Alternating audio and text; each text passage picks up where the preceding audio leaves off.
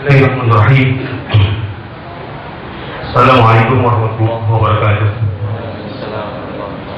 Alhamdulillahirabbil alamin.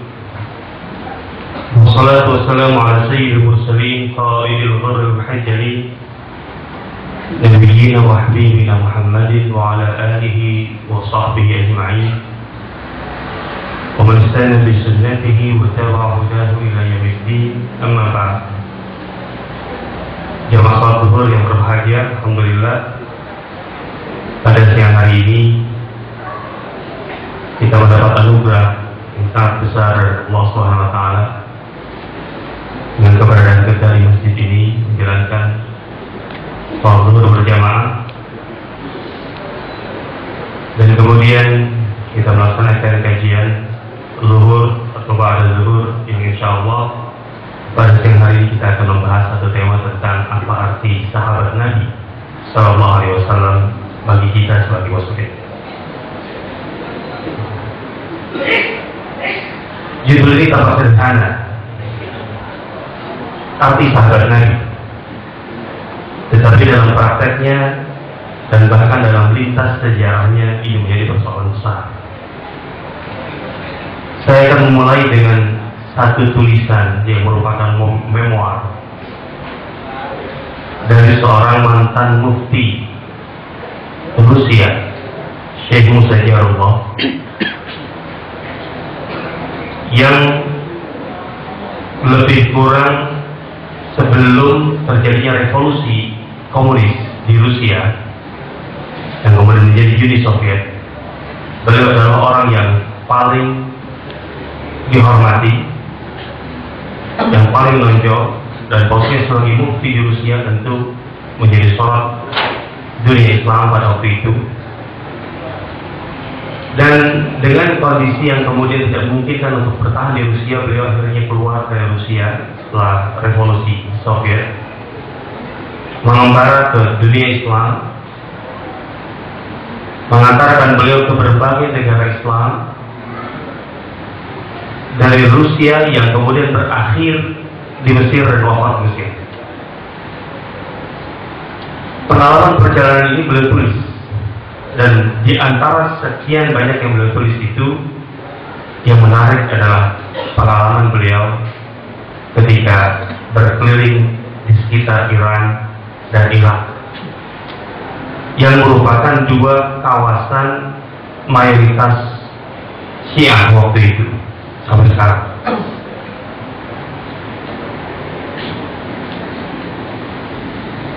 Saya bacakan sedikit dari ungkapan beliau. Jitu fi bilad Syiah Qut'an wa Arabat. Aku mengelilingi negeri Syiah sepanjang negeri itu, sab'ata asyhurin wa ziyad, selama 7 bulan lebih. Wa kuntu anqusu fi kulli ma'asimiha, di setiap kota-kota besar aku sempat atau menyempatkan diri untuk menetap beberapa saat. Al-Yaman wa Ashabi, kadang-kadang beberapa hari dan kadang-kadang sampai berminggu-minggu. Wa zuru ma'abidaha wa masyahidaha wa madarisaha wa akhduru mahasilaha wa hafalatiha fil azai wal ma'atib. Dan selama itu aku masuk ke aktivitas masyarakat Syiah di Iran dan di Iran. Pertemuan-pertemuan mereka, tempat-tempat yang mereka muliakan, kemudian madrasah-madrasah atau sekolah-sekolah mereka, kemudian pertemuan-pertemuan besar mereka, kemudian bahkan pertemuan-pertemuan sederhana di rumah mereka, juga pengajian-pengajian mereka, halaqat durus fil buyut wal masajid wasukuni wal madaris fi hujuratiha. Artinya beliau mencoba untuk masuk mendalami ke semua sendi kehidupan masyarakat Syiah di Iran dan di Irak. Wa kuntu astami', selama itu aku menjadi pendengar yang baik. Wala atakallamu bi kalimat, aku tidak pernah melancarkan sebuah protes, tidak pernah berbicara interupsi, pokoknya hanya ingin menyerap. Intinya begitu. Wa kuntu ajulu fi syawaril awasim wa ahya'iha, dan aku juga masuk ke gang-gang, setiap seluk-beluk kawasan atau daerah-daerah yang kusinggahi. Wa durudul qura wa zifatiha li aran nasa fi harakatihim wa sakanatihim, agar aku tahu persis apa yang mereka lakukan sehari-hari, kebiasaan, bahkan aktivitas di dalam rumah. Wa kuntu hadhihi mudah, sepanjang waktu itu, yaitu 7 bulan lebih, ara umuran munkarah la a'rifuha, aku melihat dengan mata kepala sendiri hal-hal atau banyak hal yang sama sekali tidak bisa diterima oleh akal sehatku, tidak pernah terbayangkan olehku, hal-hal yang beliau katakan mungkar. Summa astafhimuha, aku mencoba melayangkan pertanyaan-pertanyaan kepada diri sendiri untuk mencari jawaban. Wala ajidu jawabaha, dan tidak mendapatkan jawaban. Artinya kalau mencari alasan, akhir-akhir apa yang mendorong membuat mereka melakukan semua itu yang beliau anggap kemungkaran, kata beliau, tidak ada jawaban yang benar. Wa aktsara syai'in ra'aitu fi bilad Syiah, di antara yang paling tidak bisa kuterima, aniran aqul hadil muddah, sepanjang 7 bulan lebih itu, fi masjid masajid jama'atan salat, aku tidak pernah melihat salat jamaah dan salat Jumat yang dalam arti sesungguhnya selayaknya didirikan di masjid. Kalau salat Jumat memang sama sekali tidak pernah ada.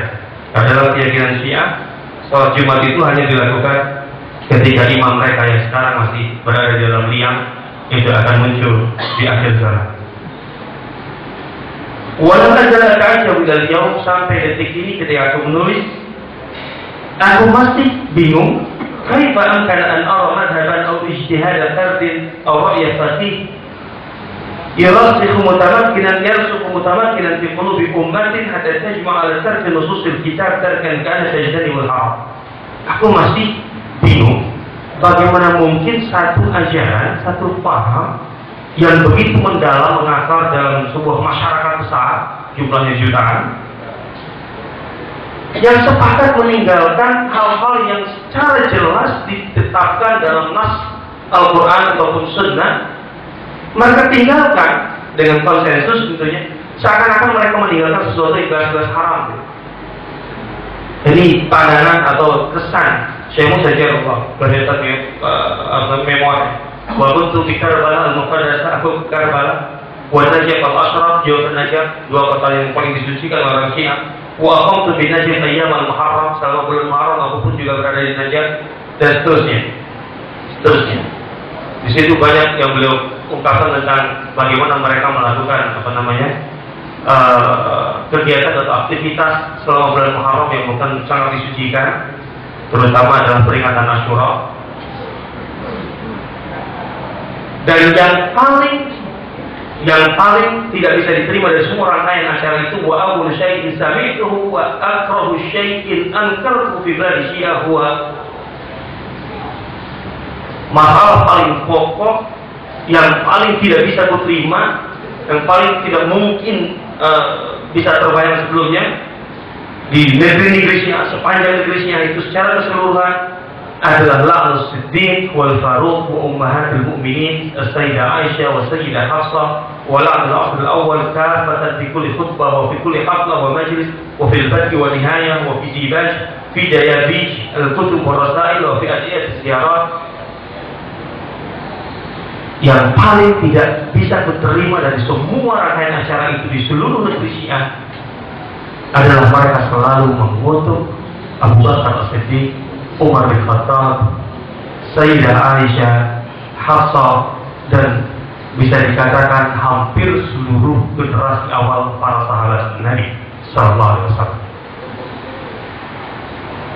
Bayangkan ini kenapa arti sahabat Nabi itu judulnya sederhana tapi menjadi penting sekali. Ternyata menjadi suatu masalah besar bagi suatu masyarakat dan menyejarah sangat kuat sekali bagaimana ada suatu umat, bangsa, masyarakat yang begitu besar yang sepakat mengutuk orang-orang terhormat, paling terhormat setelah Rasulullah SAW. Dan itu adalah sebuah fakta, ini mewah. catatan atau pengalaman seorang Syekh Musa Jarullah. Kapan mereka itu mengutuk Abu Bakar, Umar selain di acara-acara tadi? Dan beliau di kulli khutbah, setiap pidato, wa fi kulli haflatin wa majlis, dan setiap pertemuan dan perkumpulan, wa fil badi wa nihayah. Jadi setiap memulai sesuatu acara dan menutup acara itu dimulai dengan mengutuk sahabat-sahabat tadi dan menutupnya dengan mengutuk sahabat-sahabat tadi. Jadi kalau kita tuh mau melakukan sesuatu bismillah, menutupnya hamdalah, barangkali mereka selain bismillah itu adalah mengutuk dulu Abu Bakar dan Umar dan yang lain, kemudian menutupnya juga dengan itu. Wa bidayati tutup warasain, juga ketika menulis mukadimah buku-buku, tulisan-tulisan, selalu mereka sempatkan untuk mengutuk dulu Abu Bakar, Umar dan lain-lain. Wa bi kulli adiyati ziyarat, dan setiap doa-doa yang mereka bacakan ketika mereka berkunjung ke sana kemari ziarah, kulihat semua doa mereka ada.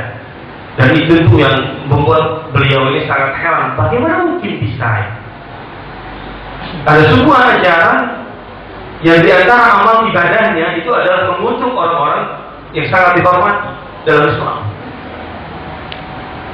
Sejelek-jeleknya Abu Jahal, sejelek-jeleknya Uqbah bin Abi Mu'ayth, kemudian Umayyah bin Khalaf, dan semua tokoh-tokoh besar Quraisy yang sangat-sangat benci kepada Rasulullah dan semuanya mati ibadah, Rasulullah tidak mengajarkan kepada kita umatnya doa khusus untuk mengutuk mereka, dan tidak menyuruh kita untuk membacanya di setiap setelah sholat. Nah, ada yang lebih penting dari hidup kita dari itu mereka sudah terkutuk sejak awal, harus sudah hina sejak awal. Sudahlah, tasbih kepada Allah, tahmid kepada Allah, kemudian mendoakan kebaikan kita, kebaikan saudara-saudara kita, itu jauh lebih utama. Itu yang diajarkan setelah setiap kita sholat atau dalam doa. Tapi mereka tidak ada doa tanpa mengutuk para sahabat Nabi yang mulia. Hatta di akhir, ini yang sangat mengejutkan. Sampai dalam acara jamuan pun juga harus ada acara untuk mengutuknya. Terakhir, maka yastakin, seorang yang menuangkan minuman, dia akan menuangkan setelah dia mengutuk dulu sahabat Abu Bakar, Umar dan lain-lain. Wayalah. Wamakan dia sudah besar, sementara yang menerimanya dan mau minumnya, dia sebelum minum dia mengutuk dulu Abu Bakar dan Umar. Ini kesaksian, dari seorang Syekh Musa Jarullah. Jadi beliau sebutkan begini, wa awal kulli harakatin wa kulli amal, setiap gerak, setiap aktivitas yang mereka lakukan dimulai dengan as-salatu ala Muhammad wa ala Muhammad, itu sisi yang tidak salah, tentu bersalawat kepada Rasulullah dan keluarganya.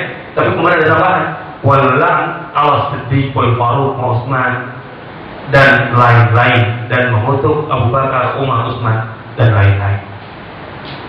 Jadi bagi mereka salawat kepada Rasulullah, takzim kepada Rasulullah, cinta kepada Rasulullah itu tidak sempurna kecuali kalau disertai dengan mengutuk dan melaknat Abu Bakar, Umar, Utsman dan lain-lain. Ini yang saya katakan tadi, mengapa arti sahabat Nabi itu sangat luar biasa. Karena kalau tidak luar biasa, tidak mungkin ada sebuah ajaran yang sejak awal menanamkan betul kebencian kepada para sahabat itu. Karena saking pentingnya, karena konsekuensi atau dampak langsung dari kebencian kepada sahabat sebenarnya adalah menghapus identitas keislaman kita. Islam itu tidak ada artinya tanpa sahabat. Sejauh itu, iya. Rasulullah SAW menyampaikan amanah risalah dari Allah dengan sempurna. Tetapi ajaran itu sampai kepada kita melalui siapa? Melalui orang-orang yang amanah yang menyampaikannya kepada kita, yaitu sahabat. Tanpa transmisi sahabat, maka link kita kepada Rasulullah hilang.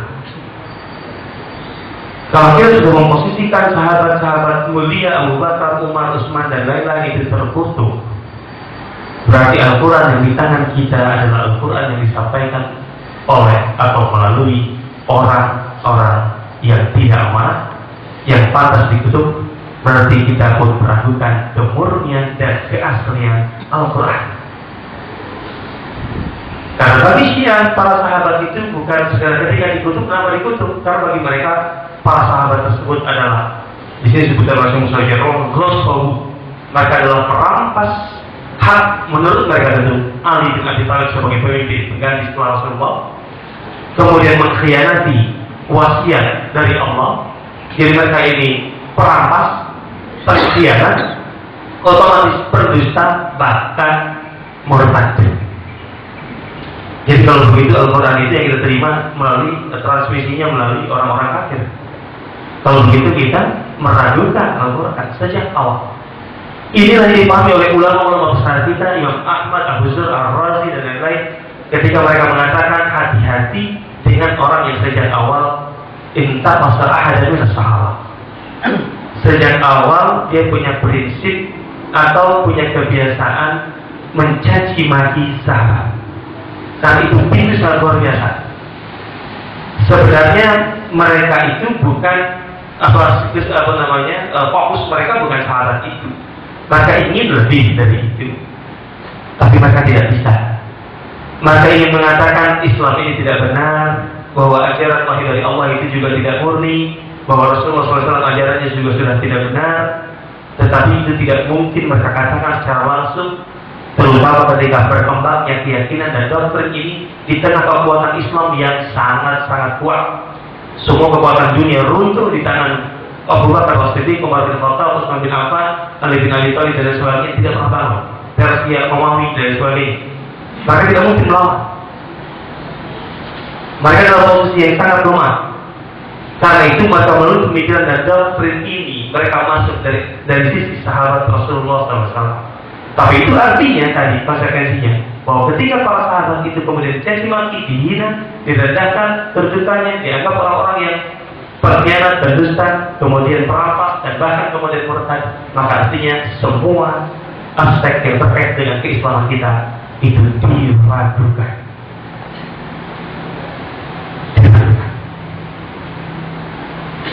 Ini harus kita paham dengan keyakinan ini. Bagaimana kita memandang sahabat? Tidak perlu upaya yang menjelimet, tidak perlu pelajaran yang rumit, kurikulum yang panjang. Setiap hari kita membaca Al-Quran. Dalam Al-Quran Allah sendiri sudah memberikan penilaian dan penjelasan kepada kita, kepada umat Islam yang datang belakangan tentang posisi dan kedudukan orang-orang yang menyertai Rasulullah dan perjuangan Rasulullah SAW. Dalam Al-Quran jelas asas daripada para sahabat dan kehidupan para sahabat antara satu sama lain. Muhammadun Rasulullah walladzina ma'ahu asyidda'u 'alal kuffari ruhama'u bainahum.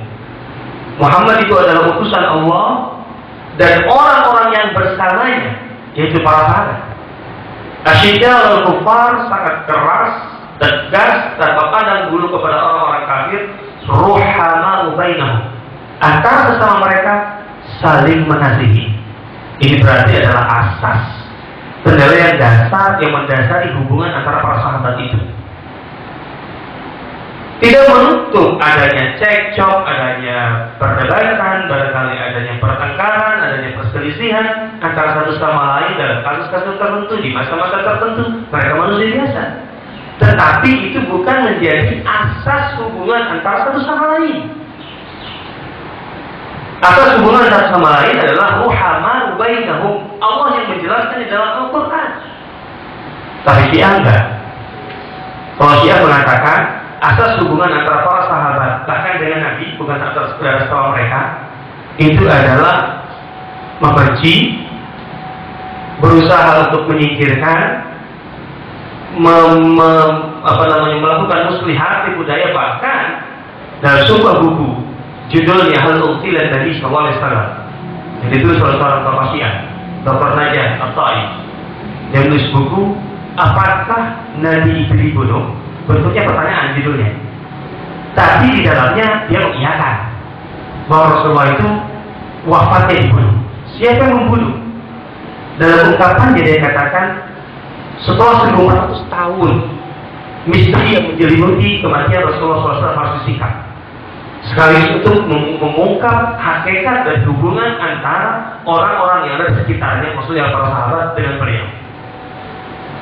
Dan yang luar biasa adalah dia tidak dengan alnya untuk menggunakan istilah yang kasar sekarang. Setan-setan Quraisy tahu bahwa racun tidak mungkin efektif pada Rasulullah begitu saja. Tidak mudah meracun Rasulullah. Yang dia maksud setan-setan itu kemudian kalau kita konteksnya kita jelaskan di situ sudah jelas adalah orang-orang terdekat Rasulullah, Abu Bakar, Umar dan lain. Maka mereka memasukkan racun itu melalui obat yang beliau konsumsi ketika beliau sakit di akhir hayatnya. Dan itu harus dilakukan oleh seorang yang sangat dengan beliau. Dan dia menyebutkan secara langsung, Aisyah lah orang yang bertanggung jawab dengan kematian Rasulullah dan racun di beliau. Coba ya. Jadi kalau orang Syiah menganggap dasar hubungan antara para sahabat satu sama lain, bahkan dengan Rasulullah itu adalah justru seperti orang kafir, orang Yahudi yang setiap saat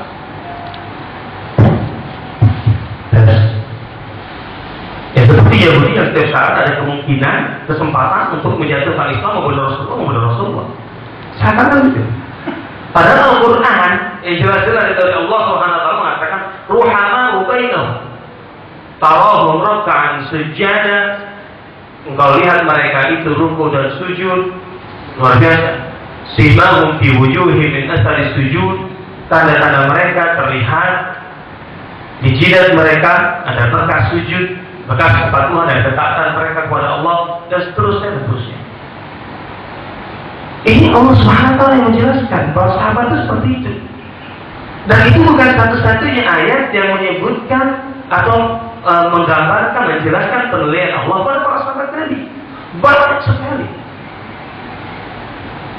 Dalam ayat lain, dalam peristiwa Hudaybiyah, ketika terjadi bai'at Ridwan, karena kaum muslimin jumlahnya 1.500 orang itu berbaiat kepada Rasulullah untuk berjuang sampai titik darah penghabisan ketika mereka ditahan untuk tidak masuk ke Mekah, dan kemudian delegasi kaum muslimin Utsman bin Affan dikabarkan dibunuh di kota Mekah. Maka mereka membuat semacam baiat janji setia kepada Rasulullah untuk bertahan sampai mati. Maka Allah memuji mereka, dan pujian itu luar biasa. Laqad radiyallahu 'anil mu'minin. Allah telah berridho. Ini ungkapan dari Allah, ini penilaian dari Allah, dan ini disampaikan langsung oleh Allah bahwa Allah menyampaikan keridhoannya kepada orang-orang beriman. Idh yubayyi'unaka tahta syajarah, yang berbaiat kepadamu di bawah pohon di Hudaybiyah. Artinya Allah sudah menyatakan Allah ridho kepada mereka. Bayangkan 1.500 orang sahabat Nabi. Dan tentu sahabat utama semua ada di situ, Abu Bakar, Umar, Utsman dan sebagainya. Kemudian Allah dalam ayat lain menyatakan wasabiqunal awwaluna minal muhajirin wal ansar, dan orang-orang yang lebih dulu masuk Islam baik dari muhajirin dan ansar radhiyallahu anhum wa radwan. Allah telah meridhai mereka.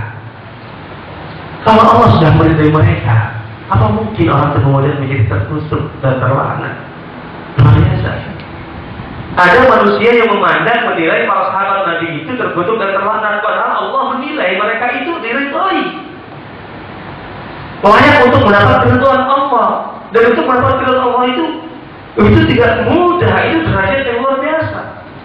Seperti apa gambarannya? Kasus Hatib bin Abi Balta'ah memberikan contoh. Hatib bin Abi Balta'ah adalah seorang sahabat Nabi termasuk muhajirin dan berjasa besar dalam Islam. Dia termasuk yang ikut dalam perang Badar, satu di antara 300 lebih sahabat Nabi yang ikut dalam perang Badar. Dan tentang menunjukkan orang-orang yang ikut perang Badar ini, ada satu riwayat yang menarik. Ada dialog antara Rasulullah dengan Jibril. Kata Jibril waktu itu, wahai Rasulullah, dalam pandangan engkau dan sahabat-sahabatmu, siapa di antara sahabat-sahabatmu yang dianggap levelnya itu paling tinggi, paling mulia? Maka Rasulullah kami sepakat bahwa orang-orang yang ikut dalam perang Badar itulah tingkatan sahabat yang paling tinggi, yang paling mulia di antara yang lain. Apa kata Jibril? Kami pun demikian. Bagi kami para malaikat yang ikut terjun dalam perang Badar, karena kita tahu dalam Al-Quran disebutkan bahwa malaikat pun ikut dalam perang Badar. Itu adalah malaikat yang paling mulia di sisi Allah ketimbang malaikat-malaikat yang lain. Keduanya tinggi sekali. Hati bin Abi Balta'ah itu ikut dalam perang Badar. Masalahnya sekitar 7 tahun kemudian dia melakukan kesalahan besar. Tahun 9 Rasulullah merencanakan penyerangan ke Mekah, Fathu Mekah, sebagai balasan pengkhianatan Quraisy terhadap perjanjian Hudaybiyah. Maka Rasulullah tentu merencanakan dengan strategi yang sangat luar biasa. Beliau menyembunyikan rencana itu, artinya tidak dibongkar karena penyerangan itu harus diam. Tapi tentu sahabat-sahabat tertentu, sahabat-sahabat dekat tahu dengan rencana itu, termasuk Hatib bin Abi Balta'ah. Ini menunjukkan bahwa Hatib di lingkaran yang sangat dekat dengan Rasulullah SAW. Hatib bin Abi Balta'ah mengirim surat ke Mekah yang secara tidak langsung isinya tidak langsung membongkar rencana penyerangan Mekah. Hatib bin Abi Balta'ah tidak pernah berpikir untuk membongkar rencana tersebut. Kisahnya begini, Jibril datang pada Rasulullah dan mengatakan, cepat kejar seorang wanita di jalan ini, di dekat ini, dia membawa surat penting tentang rencana penyerangan Mekah. Maka Rasul mengutus Ali dan beberapa sahabat yang lain mencegah, dan kemudian ketika diambil dan diserahkan kepada Rasul, ternyata dari Hatib bin Abi Balta'ah, dari Hatib bin Abi Balta'ah kepada bulan-bulan di Mekah. Luar biasa. Rasul terkejut sekali bagaimana Hatib mengirim surat ini ke Mekah di saat ada rencana penyerangan Mekah. Rasulullah SAW waktu itu tentu tahu persis bahwa dampak atau konsekuensi dari surat ini adalah terbongkarnya rencana. Dan ini arti pengkhianatan dalam level paling tinggi. Ini rahasia perang. Karena itu Umar bin Khattab ketika mendengar itu langsung berkata kepada Rasulullah, ya Rasulullah, dari Al-Ribono, izinkan aku memenggal lehernya. Fa'innahu munafik. Dia sudah menjadi munafik.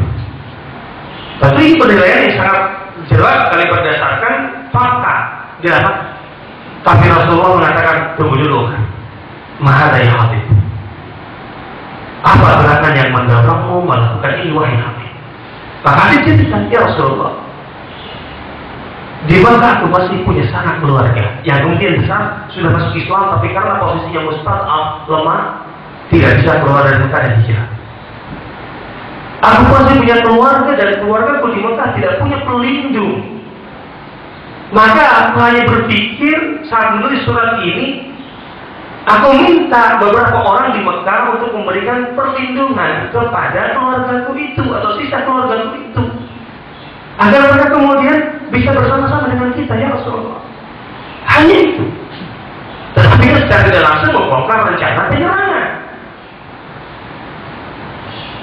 Ketika kemudian mendengar itu dan Umar tadi menyatakan, ya Rasulullah, ada yang ada bonus, biarkan aku memenggal lehernya.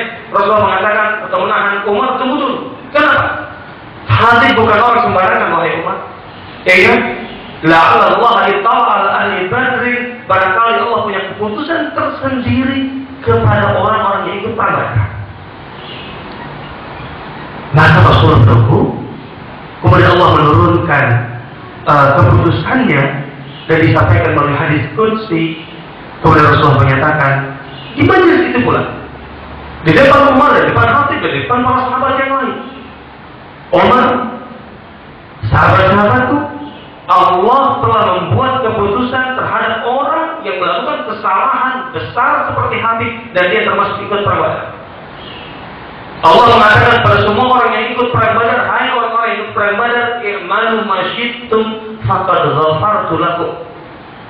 Hai orang-orang yang ikut perang Badar, berbuatlah apa saja sesuka hatimu, aku pasti, aku menjamin mengampuni dosa kalian. Jadi seberat apapun dosa yang dilakukan oleh orang yang pernah ikut perang Badar, Allah menjamin akan mengampuni. Ini keistimewaan. Ini hukum yang khusus untuk orang-orang seperti ini. Tapi jaminan Allah menjamin akan mengampuni orang yang ikut perang Badar. Artinya memang berbeda. Posisinya sangat tinggi. Dan inilah kedudukan para sahabat di mata Allah Subhanahu wa taala. Dan ketika itu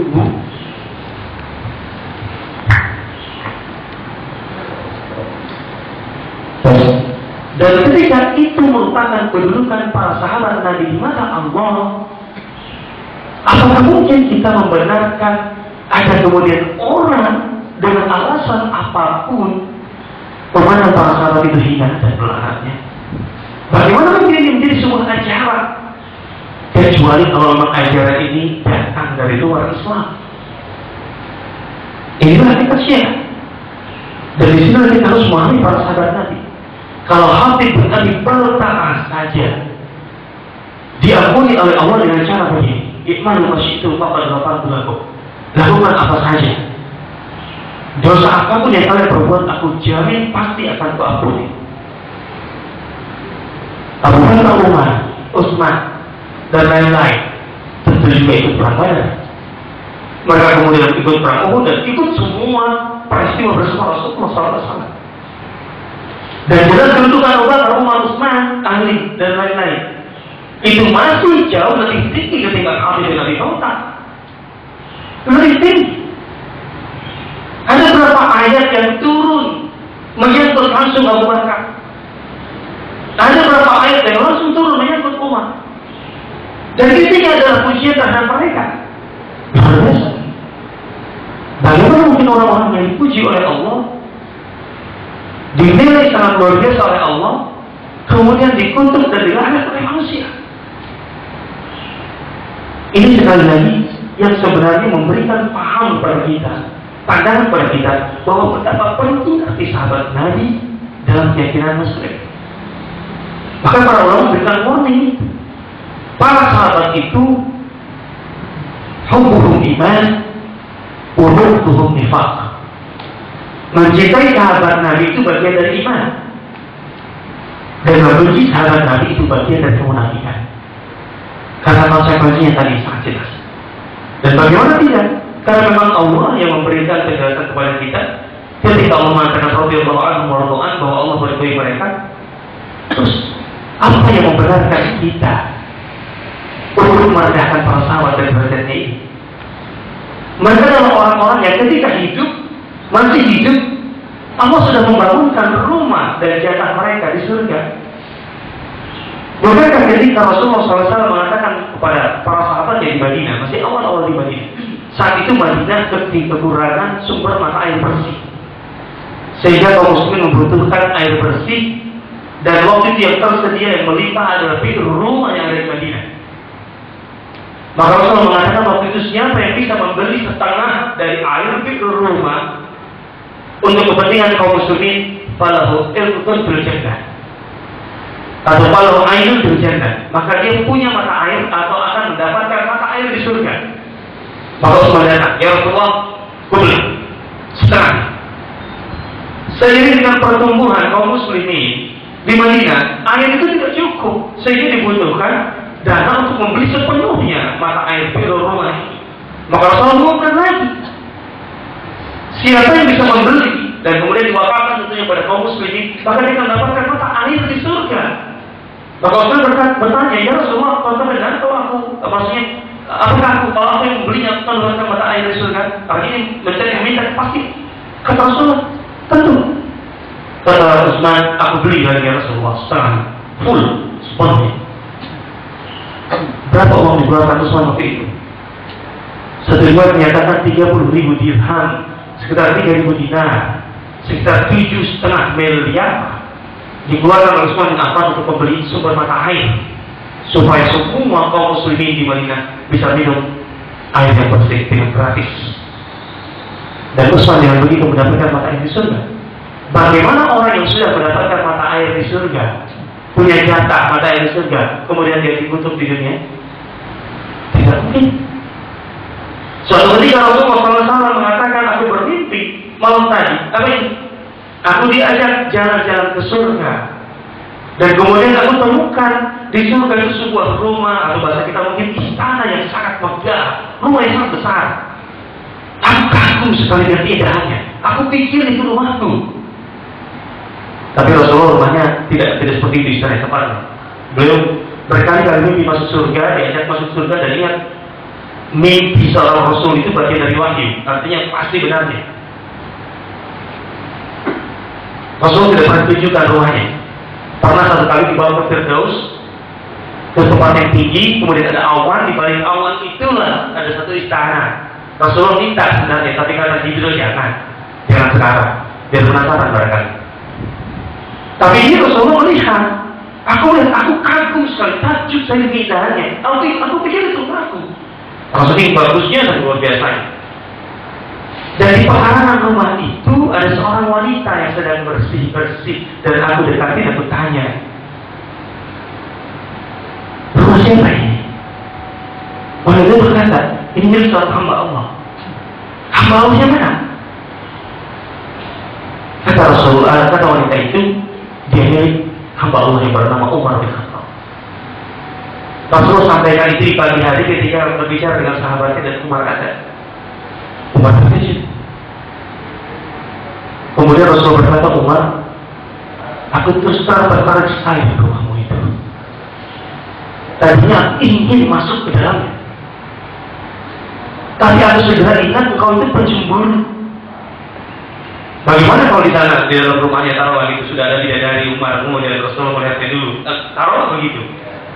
Aku tahu kau sangat pencemburu, sehingga aku urungkan niatku untuk masuk ke dalam. Umar langsung menangis. A'alaiya ta'ala ya Rasulullah, a'alaika ta'ala ya Rasulullah. Apakah mungkin aku cemburu padamu ya Rasulullah? Bayangkan orang yang rumahnya sudah dibuatkan oleh Allah di surga, apakah mungkin dia kemudian dilaknat? Terkutuk, luar biasa. Jelas di balik paham ini, ajaran ini, yang tadi dikatakan oleh Syekh Musa Allah, ini di semua tempat, di setiap kesempatan mereka melakukannya. Bahkan boleh mengatakan bahwa mengutuk para sahabat itu bagi orang-orang Syiah yang boleh temui, ta'aruf ma'ruf mereka anggap sebagai kebaikan atau amal saleh paling tinggi. Ta'aruf ma'ruf yang terdapat bil khatib. Seorang khatib yang berpidato, yang berkhutbah itu akan merasa